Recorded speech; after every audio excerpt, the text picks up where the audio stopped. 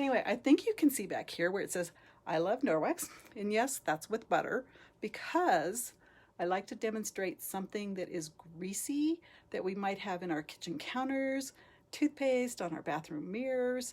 So that's a good demo to do that. And who wants to clean butter off with just a paper towel and, you know, that other thing that I can't say? Nobody, because it will just keep smearing it around. But with Norwex, it does a great job. Very easy. Let me show you. So, just scrubbing, and as you see, I'm not even lifting it to go to the other side, but just because I want to be sure that I have, I'm going to turn it over, and we're going to wipe one more time over the whole surface. And I've got a spot up here on my corner that maybe I'm going to have to show you with the cleaning paste to see if I can get that off later on. Then you just follow up with the window